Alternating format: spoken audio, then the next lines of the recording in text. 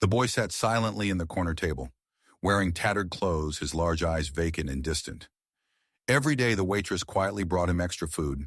Nobody knew. Nobody asked. He never spoke. She never expected thanks. Then one day people noticed a military vehicle parked outside the diner. A man in uniform walked in, carrying a story that left everyone speechless.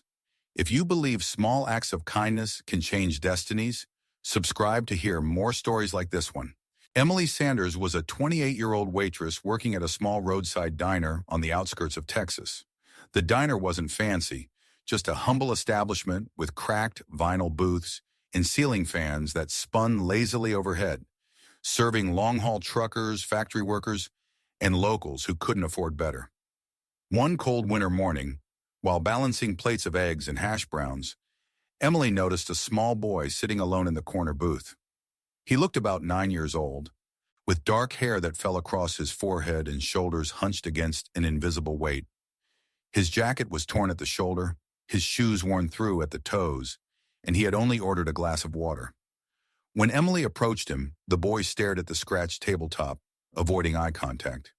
"Are you waiting for someone, honey?" she asked gently. After a long pause, he mumbled, "I'm waiting for my mom," then fell silent again. Something about his hollow gaze tugged at Emily's heart. After finishing her shift that evening, she quietly wrapped a small sandwich and slipped it into the boy's jacket pocket when no one was looking. The next day, the boy returned, sitting in the same corner booth. Again, no one came for him. No one asked questions. He ordered another glass of water, sitting for hours just watching the door. Emily began setting aside a portion of her own lunch, saving tip money and creating small plates. A sandwich, a carton of milk, or a piece of fruit that she could discreetly slide to him when her manager wasn't looking. Her coworkers noticed and didn't approve. "Why are you wasting time on that kid?" asked Diane, another waitress. "Probably just another beggar's child. They're working you for free food." Frank, the short-order cook, nodded in agreement. "Seen it before. Parents send the kids in to get handouts. You're being played, Em." The diner's owner, Mr. Peterson, eventually called Emily into his cramped office. "I've been getting complaints," he said, not meeting her eyes. "Some customers don't like having that boy hanging around. Says it ruins their appetite." "He's just a child," Emily protested. "He's not bothering anyone." "We're running a business here, not a charity," Mr. Peterson replied firmly. "Either he orders something or he can't stay. And stop giving away food. It's coming out of your paycheck from now on." Emily nodded, but as she turned to leave, she said quietly, "I just don't think a child deserves to go hungry." On a particularly rainy afternoon, Emily found the boy sitting outside on the curb, soaked to the skin. Without hesitation, she brought him inside and wrapped her own sweater around his thin shoulders. A regular customer at the counter scowled. "We pay good money to eat here, not to feed strays." Several others murmured in agreement, and Emily felt their judgment like a physical weight. Later that evening, Mr. Peterson informed her that if she continued giving the boy free food, the cost would be deducted from her already meager wages. Emily needed this job desperately. Her rent was due and she was already behind on her car payments. She couldn't afford to lose money, but something about the quiet dignity in the boy's eyes made it impossible for her to turn away.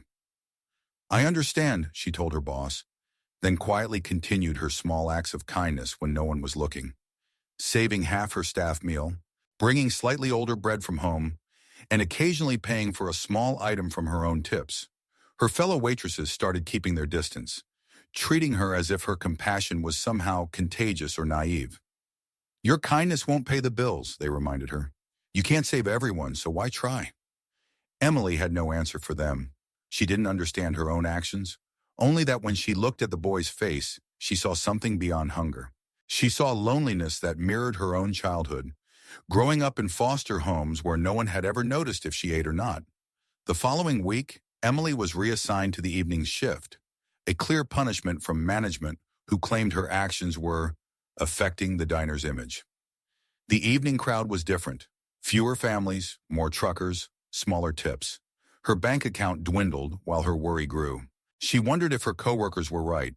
Perhaps her empathy was misplaced or even harmful to her own survival.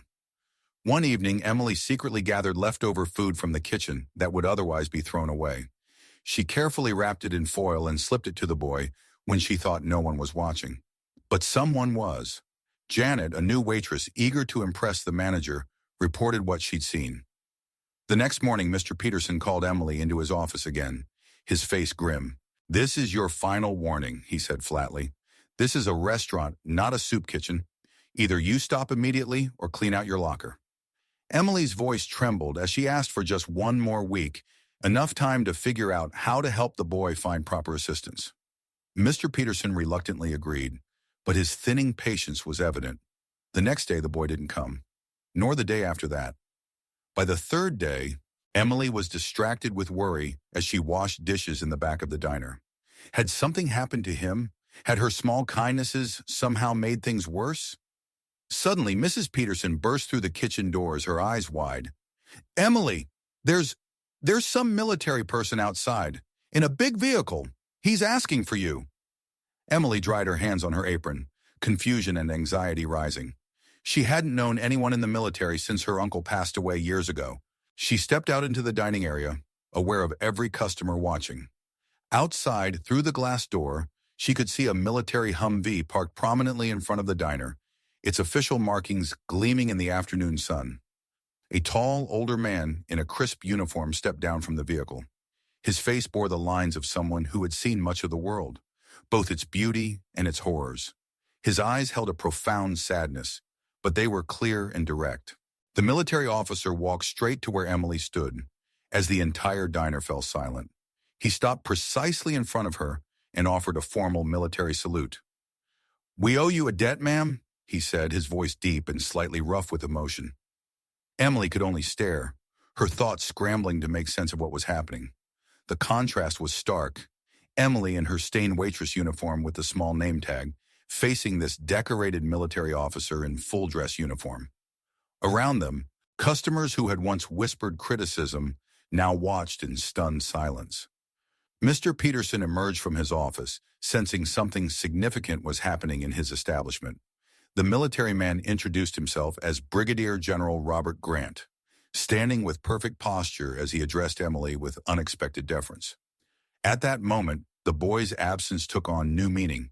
Emily's heart raced as she wondered what connection this high-ranking officer could possibly have to the quiet child she had been helping.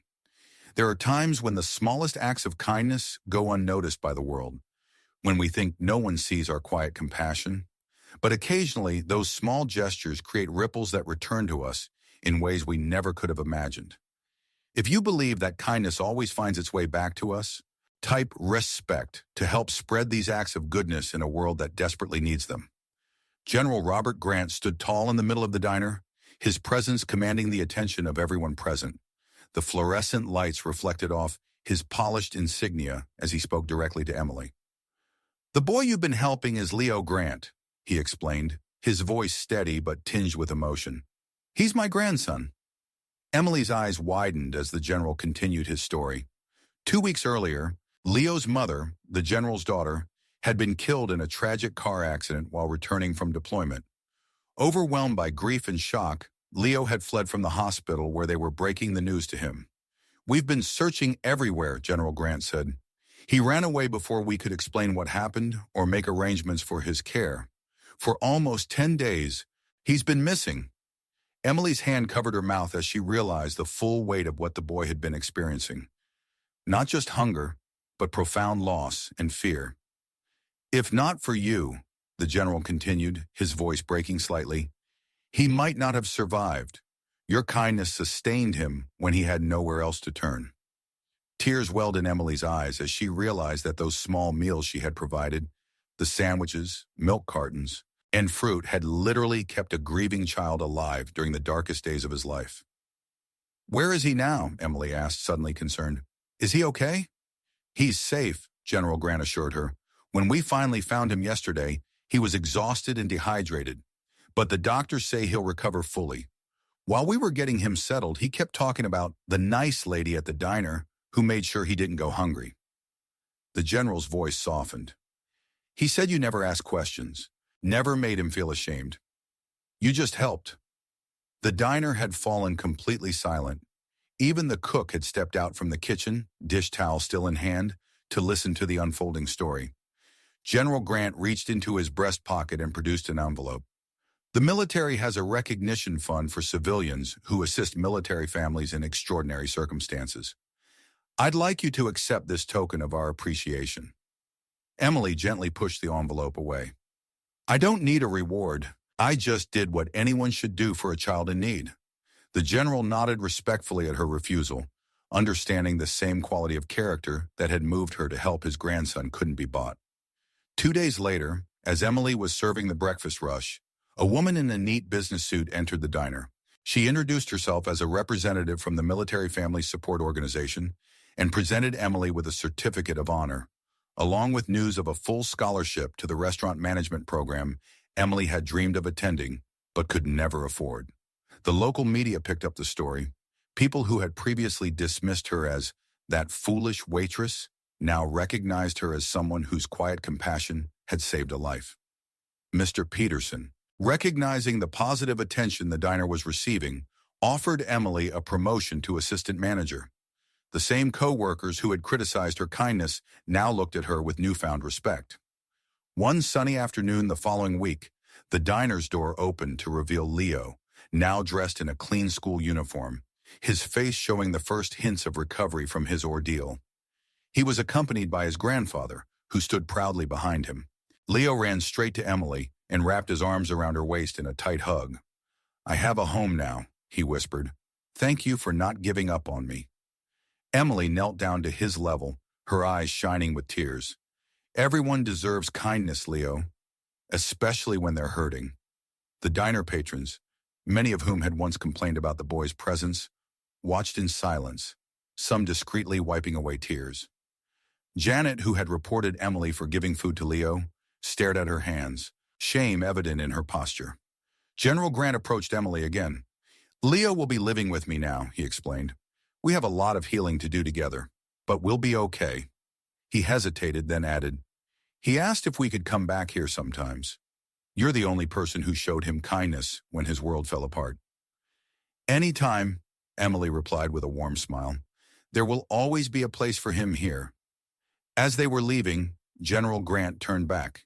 You know, he said thoughtfully, in the military, we have medals for bravery in combat, but sometimes the greatest courage is shown in small, daily acts of kindness when no one is watching. That's the kind of courage you showed my grandson. Emily eventually became the manager of a family-friendly restaurant where homeless children were always welcome. The establishment became known not just for its food, but for its atmosphere of acceptance and kindness. On the restaurant's wall hung a small frame photograph, a young boy hugging a waitress in a faded apron. Beneath it, a simple inscription read, a sandwich, a glass of milk, a ray of hope. Leo thrived under his grandfather's care. He joined the school band, made friends, and slowly began to heal from his traumatic loss. As he grew older, he chose to attend a military academy, following the path his mother had once taken. Every year, on the anniversary of the day he was officially adopted by his grandfather, Leo sent Emily a single flower and a card that always contained the same message. You were the first person who believed I deserved to live. The diner where it all began eventually closed when Mr. Peterson retired. But the story of the waitress and the boy lived on, inspiring a community outreach program for at-risk youth. Emily never considered herself extraordinary. When interviewed for a local newspaper feature, she simply said, we all have moments when we can choose kindness or indifference. I just made the choice I could live with. General Grant established a foundation in his daughter's name to support children who had lost parents in military service.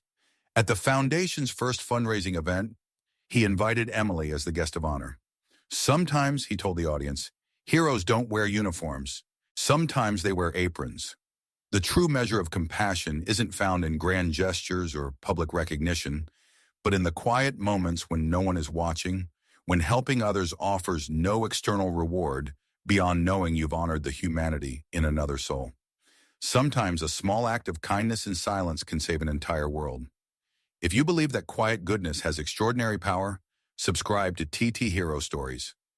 TT Hero Stories, because some heroes never stop serving.